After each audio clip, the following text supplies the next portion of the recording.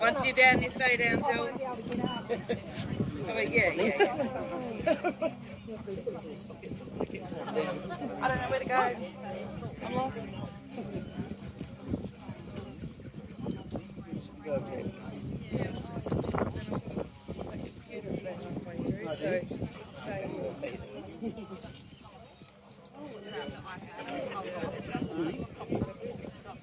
Yeah, that's fine. Where am I allowed to sit?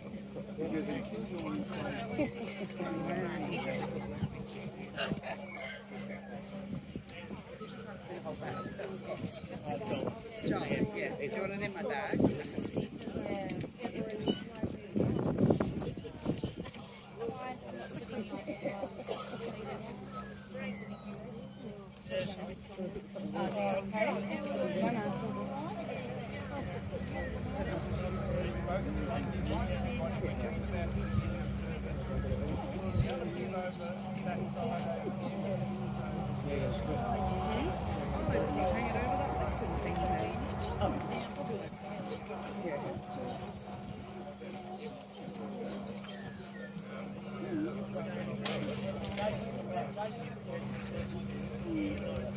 change yet?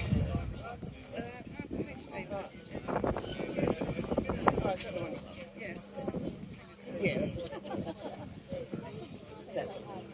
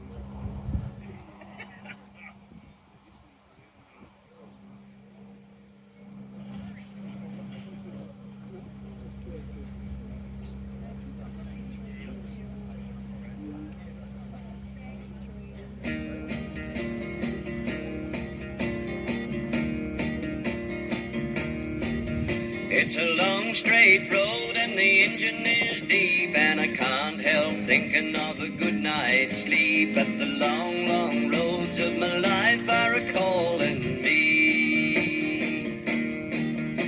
These rough old hands are glued to the wheel, and my eyes full of sand from the way they feel, and the lights coming over the hill are a-blinding me. It's a long, tough haul from the way down south, but a man's gotta find a little bread for his mouth, and a home for a girl as sweet as my honey can be. So it's down through the gears, she's a-starting to pull, and the gauge on the tanks are a-showing near full, and the lights coming over the hill are a-blinding me. There's rain on the road, and I can feel the load start a-shifting in a dance. Too late to see the post, and I haven't got a ghost of a chance. Oh no. Windscreen wipers are a-beating in time, and the song they sing is a part of my mind, and I can't believe it's really happening to me.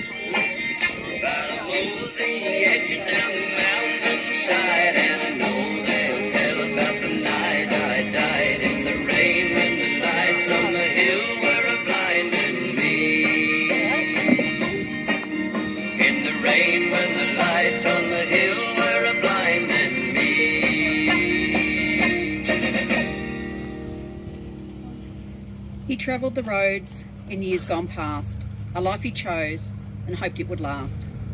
He has parked his truck now, his engine has stopped, and those who loved him, their hearts have dropped. He travelled the country with a smile of great pride. Now he drives the streets of heaven on the trucker's last ride. Good afternoon, my name is Kathy. I'm your celebrant today for the life celebration of Warwick Neander. Warwick was a father of Gregory and Susan, who have passed away as infants, and also a loving dad of Graham, Sally, Gail, Robert and Wendy, stepdad of Eon, and admired father-in-law of Julie, Jock, Ken, Donna and Michael, Marie, and a loving pop and grandpop of too many to name. He was an uncle, a relative, friend and a drinking buddy who will be greatly missed. He was a loving husband and soulmate of Joyce for over 50 years, and they have once again been reunited so that they continue on their travels together. On behalf of myself, the staff of Stephen Bagg's Funerals and Warwick's family, I would like to thank you for coming today to say your goodbyes and for showing your love and support to each other. I would also like to welcome those that are joining us via the live stream and sending their love across the miles. Warwick was a man who enjoyed a beer, and up until his last hospitalisation, he was meeting the boys at the Club Hotel. On his last catch-up there, he drove in his red car and had to be guided by Jock to park and reverse out of the parking spot. He went home to cook tea, and the next day when he didn't answer the phone, Jock went to see Warwick to find that he had suffered a stroke. After hanging in there for over a week, Warwick passed away peacefully on the 25th of October in Tambo Ward in the Bairnsdale Hospital after the family had spent time with him, and the last taste on his lips was beer, thanks to his loved ones.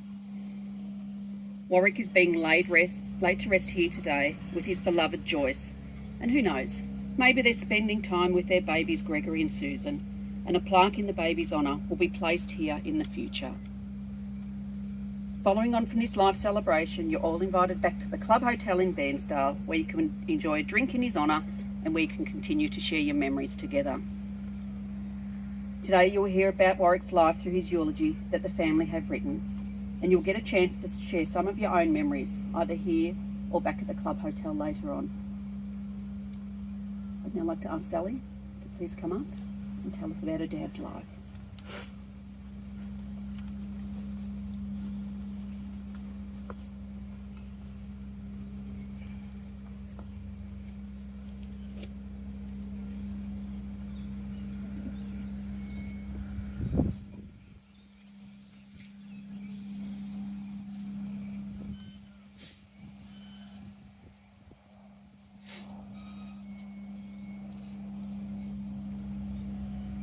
Warwick was born to Louis and Jean in Orbost on the 3rd of January 1937, a brother to Lenny and Shirley.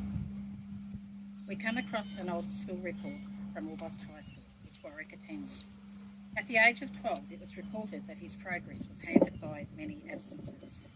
Then again in 1950, his progress was still hampered by absence. This was at the age of 13, and it did state that he did do a fair year's work. Warwick left school at the age of 14. Warwick completed a motor mechanic apprenticeship at GP Motors in Orbost, but with the love of trucks he started jockeying with Alan Wilkes. He met and married Joyce Beckley on the 10th of May 1956, where they started their love of a family. Sadly, the firstborn children, Gregory and Susan, died after birth, but this must have been a real tragic event for them. And then on the 19th of September 1958, they were blessed with my brother Graham, followed by Sally, Gail, Robert, and then on the 5th of November 1968, with the arrival of Wendy, and the family was completed. Over this time of having their family, Warwick had firmly settled into trucking, driving life, moving to many towns around the area following work. They finally moved back to Bairnsdale, where they bought their first home at 50 Anderson Street in Bairnsdale. And this was to be the family home for many years. But with the downturn of the trucking industry, their business folded and they decided to move to Katherine, Northern Territory, where Joyce's twin sister lived. Moving to the Territory was a big move for both of them, but they were both up for the challenge. Warwick secured a position as a store manager, as a storeman with the Power and Water Authority, long after arriving, with a little inside trading, as this is where the brother-in-law Ted also worked. Over the years living and working in Katherine, they both granted 6 weeks holidays every year, which allowed them to travel far and wide around Australia. One of their long talked about trips was travelling to Cape York with the brother-in-law Max and Helen, and I'm sure Helen could tell us many stories about that trip as well. When living in Northern Territory, you always had the opportunity to go camping and fishing in the dry season. When living in the Northern Territory, you always had the opportunity to go camping and fishing in the dry seasons. Just one of the stories to share. On a trip back to Bairnsdale, Warwick always looked for bargains and bought a boat trailer made from piping from one of the exhaust places in town. He put a pallet on the top to weigh it down for the trip north. Making it to Catherine, he was very happy with his purchase. One long weekend he planned a trip to Shady Camp, which was in Arnhem Land. All loaded with the new trailer and a boat on board, off they go. We had so many stops along the way, and as the boat trailer was falling apart, just to say the welding was giving away, needless to say Warwick wasn't happy that his new trailer and that it was the last fishing trip that he decided to do. Shady Camp River was notorious for very large crocodiles, which Warwick wasn't a fan of, and on the Saturday we all set off to go fishing, and grandson Scott was allocated to go with Warwick and Joyce. As they started to make their way up the river, Warwick got sight of how many and how long the crocodiles were. He told Jock and Joyce and Scott that he was having trouble with his motor and would be best to turn around and go back home. Scott was disappointed, and that made then the end of his camping trips with Warwick. Warwick stayed with Power and Water for 12 years and retired on the 14th of July 1999. This saw them move back to East Gippsland to be nearer to their family and homeland. They lived in a few different locations, which would see Warwick wanting to move on when something or someone next door had pissed him off. If you ever did wrong by Warwick, there was no coming back. This seen them relocate back to Orbost, where sadly the love of his life, Joyce, passed away in 2011. Warwick never got over the passing of Joyce and visited her and pined for her always. As he settled into a lonely life without Joyce, he found the men's shed and visited very often, until someone pissed him off, I should say. The other thing that Warwick looked forward to was his outings with the men on the bus drives around the area, and this was organised through the Orbost Hospital, which he attended until he relocated back to Bairnsdale in 2020. There were many friends in Orbost that used to visit on a regular basis, and it appeared that this man Stan was one of his favourites. Thank you all to the Orbost people and the people that supported Warwick in his later years. Warwick was a bit shocked that when it was time to sell his home, that it sold within a very short time and he moved back to Bairnsdale and was put in place. We had never known someone to accumulate so many things and so many of the same things, but I suppose if you live for 80 odd years, that's what happens. He continues to tell us that he had one of those things, but he just didn't know where it was. Little did he know that most of those things were thrown out in the move, but we just kept saying it just was somewhere. We're a little bit guilty of that. Moving back to Bairnsdale, he lived with Graham and Julie whilst he waited until a unit became available at Clifton Waters Village. And when he looked at a few places at the village, it had to be a one with a decent garage. I wonder why. And believe me, he still had a garage full when he moved there, as well as another load at the back of Graham's place. He would quite often come and fall sick in the pile at Graham's, and as he knew he had that item, thank God we didn't throw everything out. His love of going to the shed each night at 5 p.m. and to have a couple of collies with him right up until the very end, that must have been why he wanted a decent shed. Warwick settled well into Clifton Waters Village, where he would attend Friday night sippers until one night he'd taken his beers up to see him through, and one of the residents helped himself to Warwick's drink. And of course, that was the end of that. He told us that the people at the CWA were way too old. Warwick didn't seem to think that he was 85, which was possibly one of the older residents to be there. Still with the love of meeting the blokes at the pub, he found that his motorised scooter could find its way to the Wyong pub. He just loved to reminisce and catch up with people who knew from earlier days. And then he discovered that through his care packages that they could provide him with a taxi card, and he would get a taxi and go to and from the club in his own town at his own leisure. Again, he loved nothing more than joining Jock, Mick and Brad and the boys on a Thursday or Friday night. We always knew where they were. You would always talk about the raffle wins, which he again would go for a drive on a Saturday just to check if he'd won anything. Over the time of catching up with the boys, he did tell them that he should have moved to Bairnsdale 5 years earlier. As with most things in life, just a little too late. Warwick's health did decline in the last 6 months, but he never gave in. Warwick became the very popular knot with most of the car yards in Bairnsdale and JK. He went tyre kicking a lot for different cars, as he was always thinking he should get something better. Some of his vehicles were a white Mazda, a brown Commodore, a blue X-Trail, a Colorado, a red X-Trail, Prado, And then a red Kia, all in a short space of, 11 years or so? In January 2020, whilst Graham and Julie were camping at Omeo, it would be the opportunity to try out sleeping in the Prado. And when he got up through the night to go to the loo, he had trouble getting back into the car, so he decided to sleep upright in the front seat.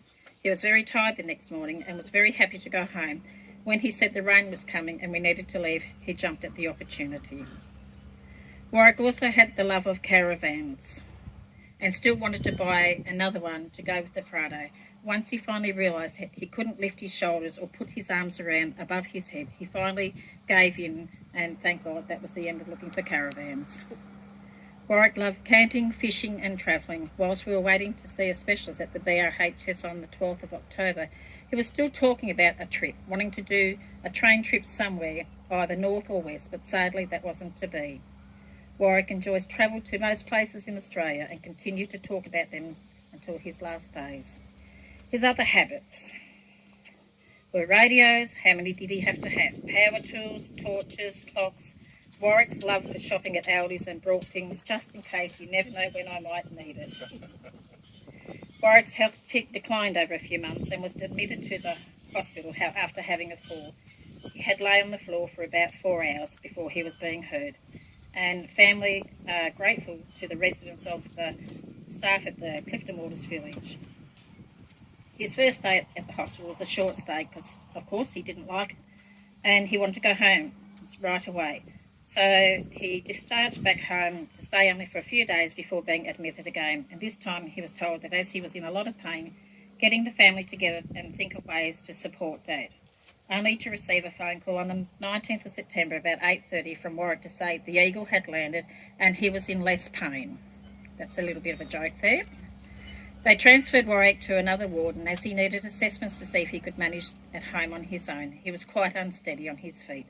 So we ordered an alarm system for him to wear. If he had another fall, it would contact the family straight away. But we needed to wait for that to arrive, and after all the assessments completed, he was ready to be discharged on the Friday. Julie arrived to pick him up, only to be told by the nurses that he was refusing to go home. As usual, Julie had a plan and spoke with Warwick, and they agreed to return Dad to Graham and Julie's place until the alarm arrived. Whilst Warwick was in hospital, there was a delivery of a new red Kia at his house. It just appeared. He didn't even drive it. But, of course, he wanted it. He got it. And on the Saturday around 3:30, all the family received a message to say that Warwick needed help and could we assist him. After ringing Warwick, he tells Julie that he didn't touch the alarm, but he didn't like all the new little toys that he was given, of course to keep him safe. We found out that he wanted to put on a jumper and must have knocked the alarm as he did so. Graham called around at 5:30 to check on the old timer, only to find that that little red car was not there. It was missing from the carport. On ringing Warwick, we found out that Warwick was at Aldi's buying some eggs. On the Monday, Warwick told Julie that he needed to get a steering wheel cover for a car as it was slippery. Thinking nothing more of it, we find out that after his passing, he drove down to the car parts place, bought a steering wheel cover, new seat covers, new floor mats, and then he proudly drove them to the dealership where he purchased the vehicle to show Anthony what he had done to his car.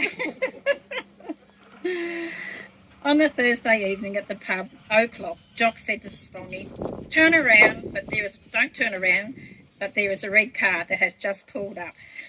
Warwick had pulled his car about 1.5 metres from the curb, and when Jock went out and told Warwick to park right, he wasn't very happy, of course. Once they helped Warwick park safely, he went on to have some beers and chatter.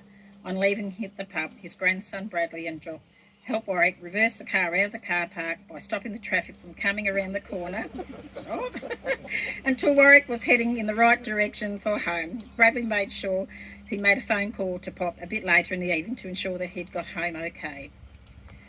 So for the 67 years that Warwick drove, he never was the issue on the road. It was all the other people, of course. Sadly, after no response from the family phone calls on the Friday, 15th of October, Jock went to check on Warwick. Even with his determination, he was able to get out of bed, but he wasn't able to open the door for Jock. But he could not work out how the door to open it. Once the ambulance arrived, they quickly conveyed Warwick to Bairnsdale Hospital. After scans that determined that Warwick had suffered a severe stroke, family were advised that there was no reversal of Warwick's condition, which they decided to keep him comfortable and allow the family to say their last goodbyes. Josh and Robert travelled to Darwin along with Warwick's stepson Eon and his son Gavin. Family spent days and nights assuring Warwick that it was time to go and be with Joyce. Determined and stubborn, he did it his way and waited until all the children had left the room, as the nurses wanted to make Warwick more comfortable. And in that time, Warwick decided it was time to be with Joyce on the 25th of October 2022 at 11:29 a.m. It's very hard to put 85 years of a person's life into a few pages, but Warwick lived his life to the fullest, with determination and with strength. Go forth, old timer, rest easy as you are reunited with your beloved Joyce. Happy travels to both of you, and thank you for coming.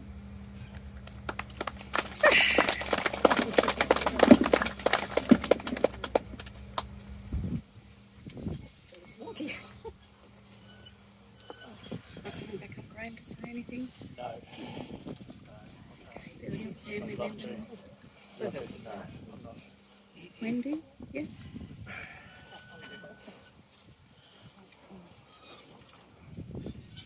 I should finish fishing trips. I'm the youngest daughter of Warwick and Joyce. It's been said that I was the most spoilt out of all of the siblings, and quite rightly so, considering I came into this world somewhat 6.5 years after Mum's epic effort with all the other children. Growing up, a truckie's daughter was a little different, as Dad wasn't home every night like other dads. I loved his trucks and going on road trips with him. I remember sitting up on his bunk bed thinking I was king of the road, often heading to Melbourne and out to Club Terrace. I do remember Dad allowing me to go with him to Adelaide until Mum canned that idea, as I had to go to school. As a kid, being the youngest, I had to go everywhere with Mum and Dad, which included trips to Channel 9 Studios and Festival Hall in Melbourne to watch the wrestling. I hated it. With the only thing that I looked forward to was going back to Sally's flat in St Kilda to watch the replay on the TV and looking for myself in the crowd.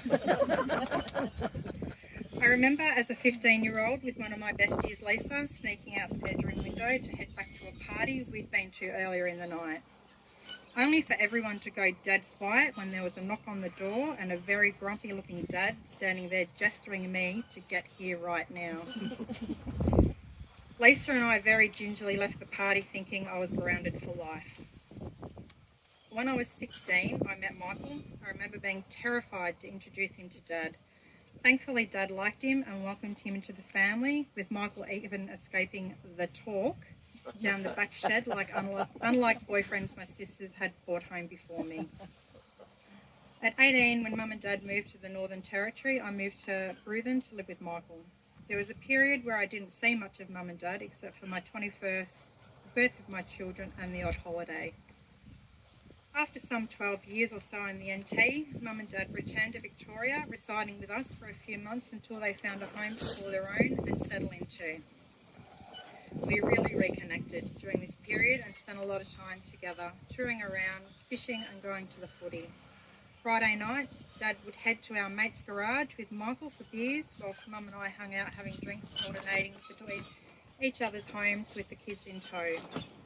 They were great times until Dad dropped the bombshell and told me that he and Mum were selling up and moving back to their hometown of Orbost.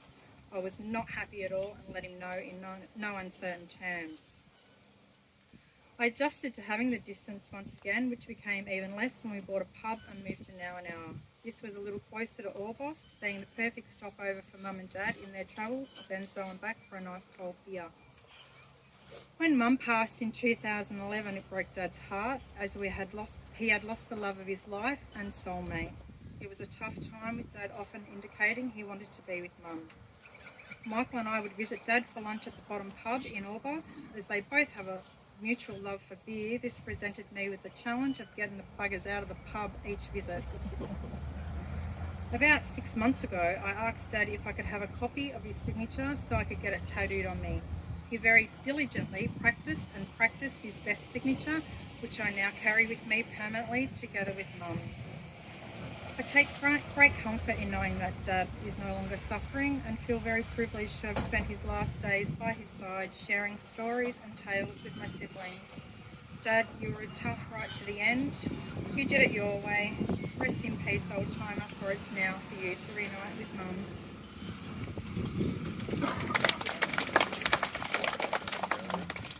Well, this is straight off the cuff. Dad always had an infatuation for fishing. There's a few people here that used to do a bit of fishing down here with him. Then when he shifted to Territory, he bought himself a boat and a motor and a trailer. He went on a frame on top of a box trailer. That was his way that he would keep off the ground when he went camping. He'd camp in the trailer off the ground and had the boat on top. So anyway, when Julie and I and the two boys shifted up there back in 1991, our first trip out was to a river they call it Daly River, which is known for crocodiles. The old man took the boat off top of the trailer, sat it in the water, put the engine on it before he put it in the water, sat it in the end of the back of the boat. That's where as far as he went fishing. I could tell you lots and lots of stories, and I'd be here for hours if I was to tell you every story we ever did about fishing. Dad and I spent a lot of time fishing, as you would know, Julie told you. I always spent more time away fishing than looking after the kids at home or doing whatever I was supposed to do at home. I'd be away fishing with Dad. As Scott would know, he would tell you, and Rodney, they would tell you that it took him approximately 10 years to land a legal sized barra in crocodile water. And he'd been fishing a lot of times. A lot of times the rod would not go in the water, the lure would not go in the water. He would sit back in his chair and sit right in the middle of the boat, a hand there and a hand there, not on the outside of the gunnels, but in there, and that's where he sat, and every now and then he'd take a hand off and have a drink. And we did drink a lot then, back in those days. You could get away with drinking, because the police didn't come to annoy you because of where you were. But that trip that we were talking about earlier, the crocodiles were cars parked in Woolworths car park, that's how many there were. And his ass was this girl going like that. Something shocking. Terrible. We had a visitor one day, as we always had visitors up there, visitors. Teddy King from Buchan come up, and Dad and Teddy and Rock, Scott I think it was, they took our boat, or our family boat, down the river. And that was when Dad got his first legal sized barra. And to this day it still's been showed off around the countryside in different places.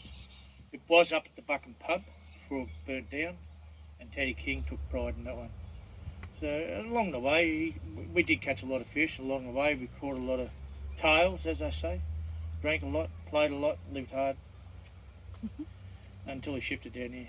Anyway, thanks very much. All the best, Dad.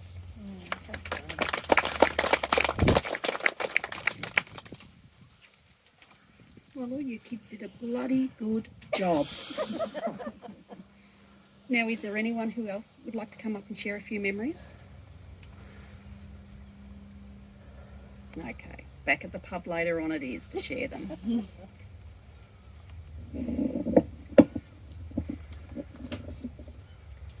Now that you've heard about Warwick's life, you can take a moment while we play a song to reflect on your own personal memories of him. And for those of you that are religious, you might like to take this time to say a prayer for him.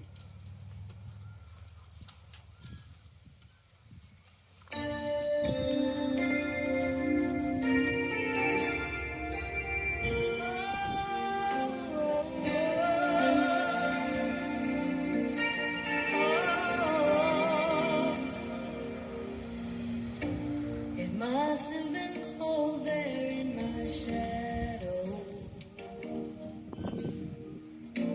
to never have sunlight on your face.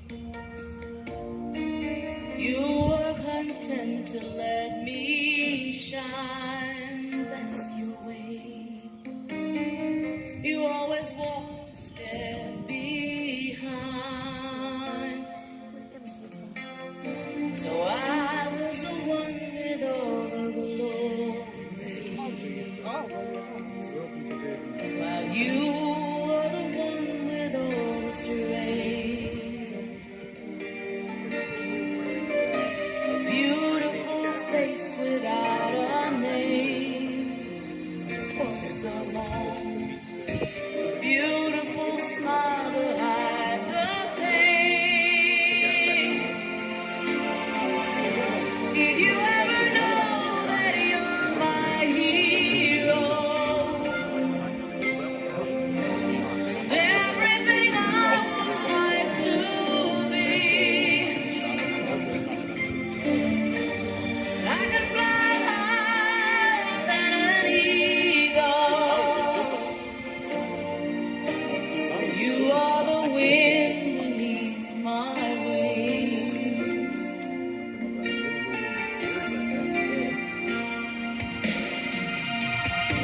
It might have appeared to go unnoticed, but I've got it all here in my heart. I want you to know I know the truth. Of course I know I would be nothing without you. Did you ever know that you're my hero? You're everything I wish I could be. I could fly higher than an eagle. For you are the wind beneath my wings. Did I ever tell you you're my hero? You're everything, everything I wish I could be. Oh, night, I can fly higher than an eagle. You are the wind beneath my wings. You are the wind beneath my wings. Oh, wind beneath my wings. You are the wind beneath my wings.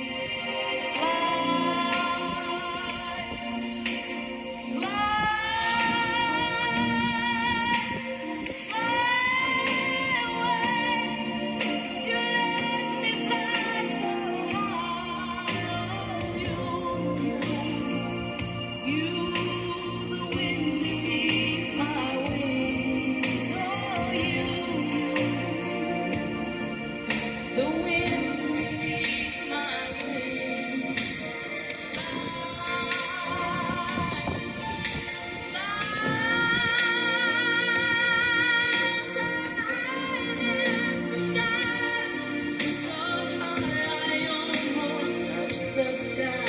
Thank you, thank God for you, the wind beneath my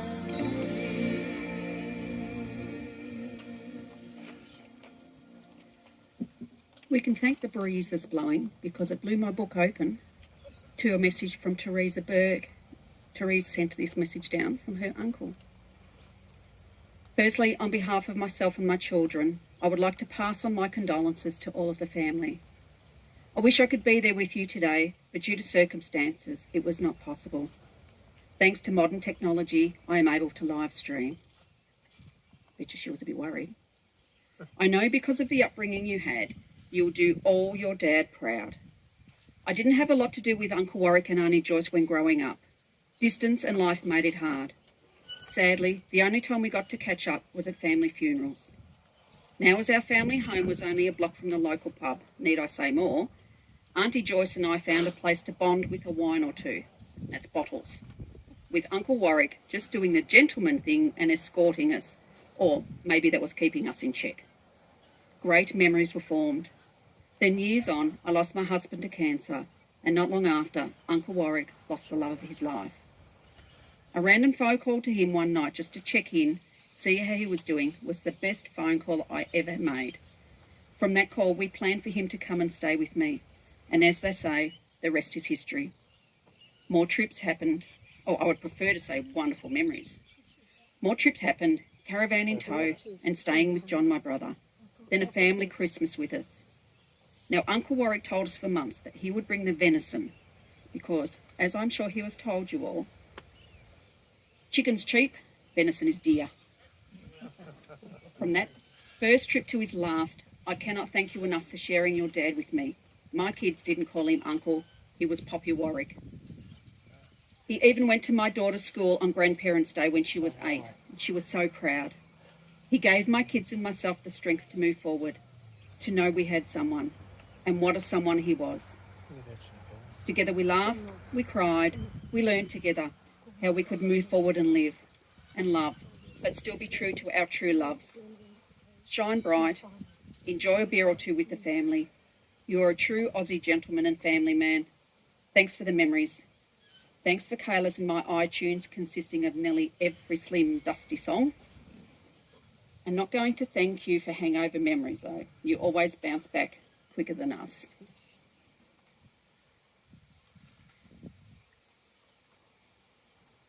Kathy, we do have another reading to come out. We're just going to get Yep, the key. that's fine, not a problem. Yeah.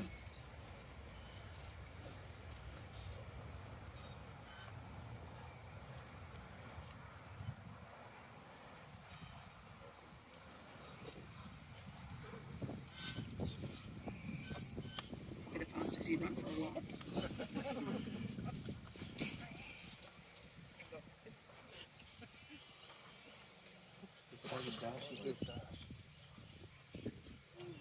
We're taking the footy kind of next one. Can't find it. Wrong keys. No, you've got the keys. No, Wrong key. keys. Passenger side.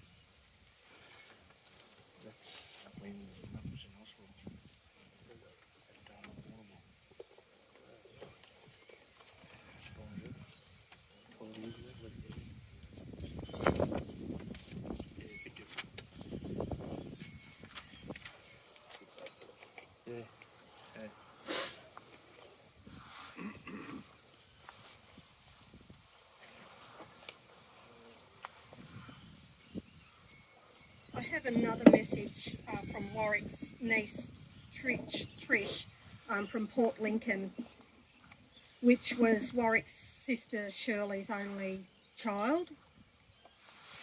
Thank you, my uncle, for the love and affection you showed me in my childhood.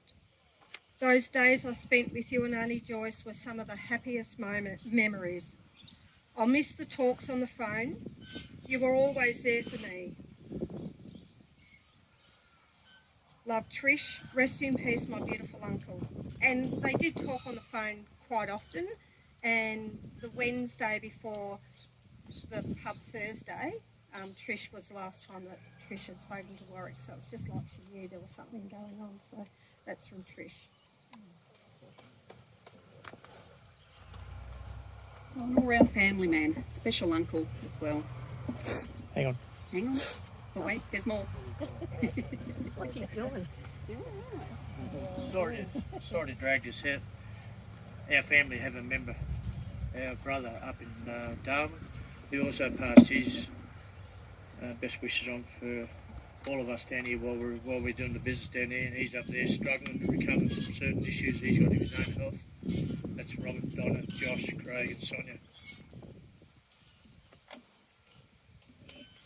And I'm sure they're sending their love down with Miles as well. Today you've been remembering with love a man who was special to each of you, whether as a father, father-in-law, pop, uncle or friend. You'll each have your own memories to visit and share. Continue to talk about Warwick to keep his memory alive. Think of all that he taught you and pass on some of these things that he taught you. Remember how he loved to tinker with things, hence the nameplate on his coffin, Tinker. He would tinker with all things big and small, from trucks to transistor radios, and you've heard some of those during his eulogy. If anything made a noise that it shouldn't have, he would fix it. And you can wonder how many clocks, transistors or watches does one need to tinker with? Obviously lots. Remember the time spent together fishing or watching the cricket or at family gatherings. Whenever you see a log truck driving by, imagine Warwick behind the wheel or guiding the trucker safely up the road. Share the diaries that he kept of his driving activities and the fuel consumption that he kept as well on his travels. Think of how Warwick could turn 5 cents into 10 cents and maybe take some of this knowledge about that with you. When you hear a song by Slim Dusty or Charlie Pride, think of Warwick listening along with you. When you hear the Carlton football theme song being played, not Geelong, Carlton, think of him cheering because they'd won a game. Think of him sitting on his stool in his happy place, his shed, listening to the radio while having a beer, or at the bar at the club hotel, drinking with his boys. Before we lay Warwick to rest, I'm going to read a poem that we all think he would have liked. Oh dear, if you are hearing this right now, I must have given up the ghost. I hope you can forgive me for being such a stiff and unwelcoming host. Just talk amongst yourself, my friends, and share a toast or two, for I'm sure you will remember well how I love to drink with you. Don't worry about mourning me. I was never easy to offend. Feel free to share a story at my expense, and we'll have a good laugh at the end. We're now going to place the body of Warwick to his final resting place with his beloved Joyce. We are sure that she will be there to welcome him with open arms, as he has missed her very much over the past 11 and a half years. Into the freedom of wind and sunshine, we let you go. Into the dance of the stars and the planets, we let you go. Into the wind's breath and the hands of the star maker, we let you go. You are loved, you'll be missed, but your family wants you to be happy. Go safely into Joyce's arms. We're going to play a final song, and once we lower the coffin, I'd like to invite the family to please come up appropriately, place some gum leaves into Warwick's coffin and spend a bit of time, and then everyone else can join doing the same thing after that. Don't forget, it's beer o'clock somewhere once this is finished, so go and have a beer in Warwick's memory. Thank you.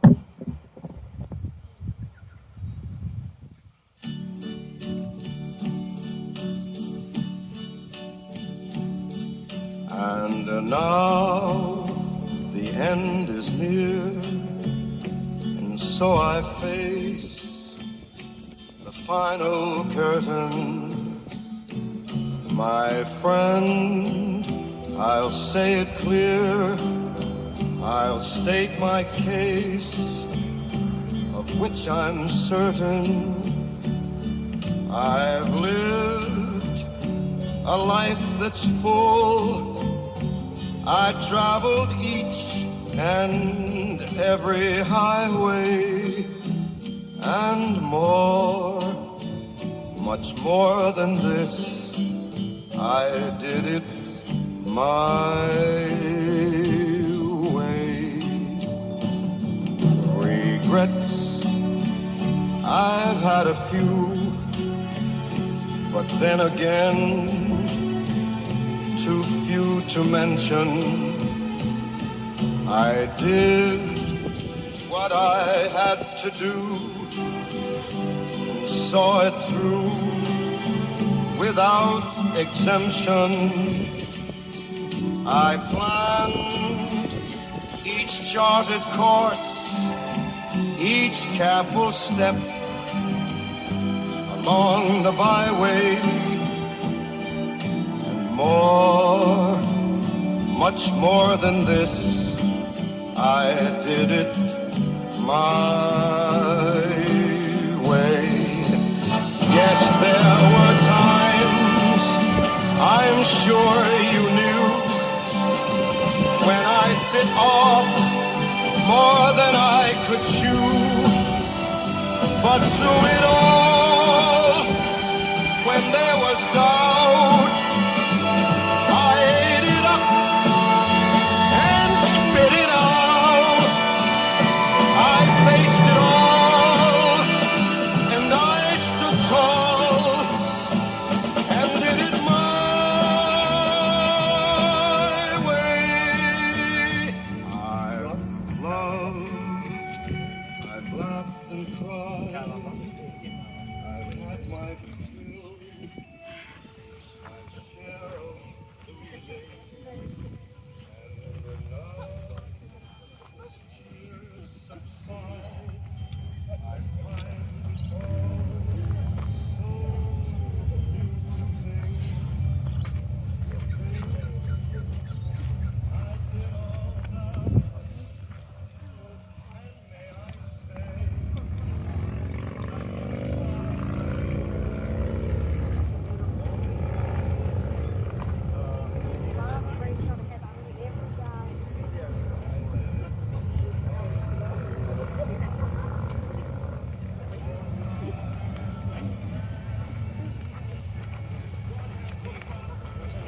Yeah, mate.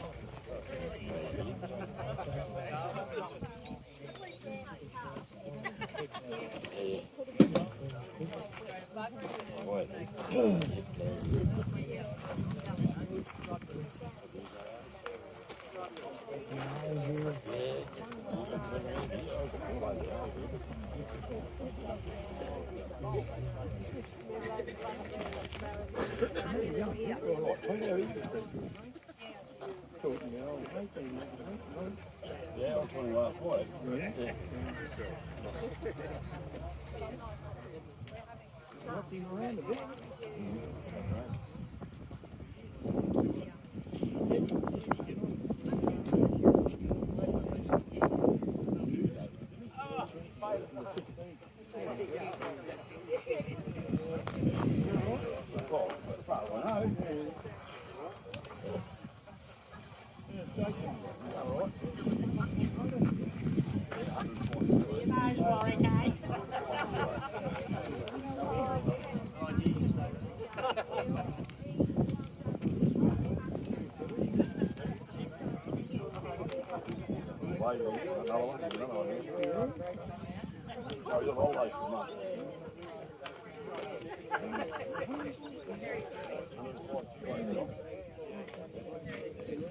Give you one in a minute. I've got one over in the car. Hey, Ben. How you going? Passed here this morning, pretty quick. Little Phoenix, he's young bloke.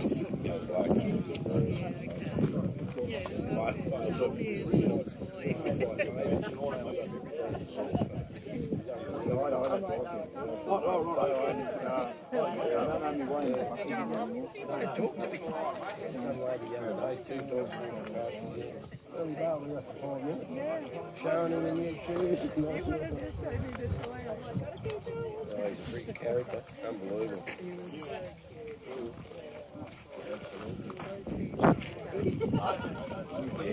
Yeah, Michael up top the glasses is like, yeah, so he's like insane.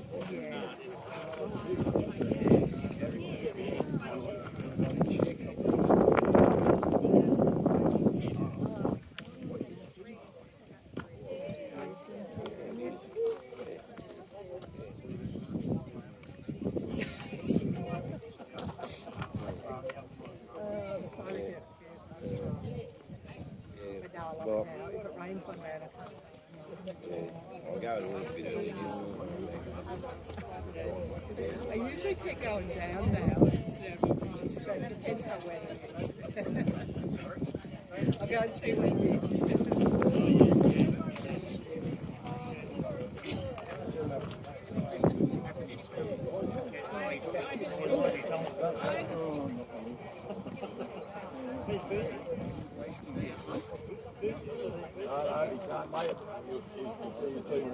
Oh, good.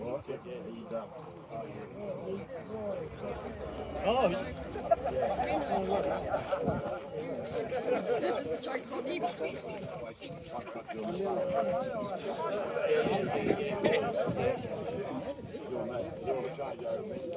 Burls or